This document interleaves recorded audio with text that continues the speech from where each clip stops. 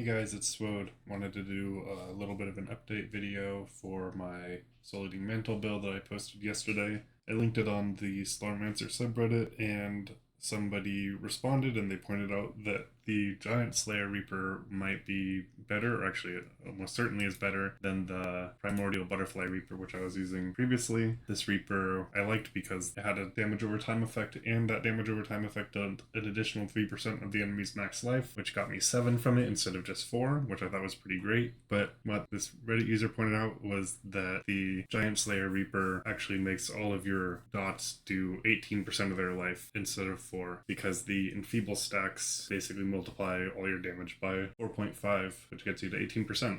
That's really crazy. So I'm not using this sword. You can use the primordial or non-primordial version for this. You're just channeling, so it doesn't really make a difference, and it's super powerful. You really just want the increased damage, and you're basically just going to kind of melt everything, because every dot you do deals 20% of their health, and so does your whirlwind, and it requires 10 stacks, but you're going to get stacks really fast. The fireballs that you're shooting all over the place from our ancestral legacy are going to basically make it so that everything is constantly at max stacks. I haven't really changed anything else. I did roll max life off of all of my gear because I decided that even with all the legendaries and stuff that I want and like perfect stat rolls, I probably still wouldn't be tanky enough to take off the Igarth rune. So I'm just going to plan on using that for the foreseeable future, maybe until we get another level update to level 70. Then we might be able to get tanky enough from gear alone, but some of the damage you take in the forge is just insane, so I'm just going to plan on using this for protection until it gets nerfed or something, because it probably should. Honestly, the sword probably should too. Feeble might need to only increase damage from primary and secondary skills or something like that, and even that would still be really strong, but it's pretty crazy as is. So we do have one less damage over time stack now. We pretty much just have the fireballs and skewer, and then Echoes of Villainous. One nice thing about playing it this way is that you don't have that 2-second cooldown on everything anymore, and actually if you play using the primordial version, you basically have no cooldown on your skills most of the time, which means that you can use your grappling hook a little bit more often. So you can line up Fortunate Cast with your grappling hook and use that to apply skewer to like everything on the screen, so you can get a little bit more skewer this way, just because you don't have to deal with those cooldowns as much. Also confirmed that having 2 copies of this ring does not give you 2 extra bonuses on the ancestral tree. It stays at 11 out of 10. This doesn't really matter for this build anyway, but for future builds if anybody's curious. That's pretty much it. I'll post an updated build guide in the description, and also update the description of the other video so that people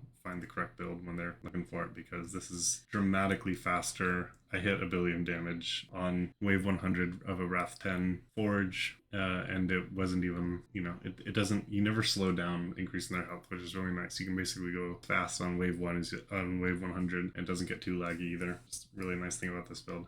Yeah, that's the update. Hope people have been trying it out and enjoying it. It's a really fun build, really good for farming the forge. Yeah.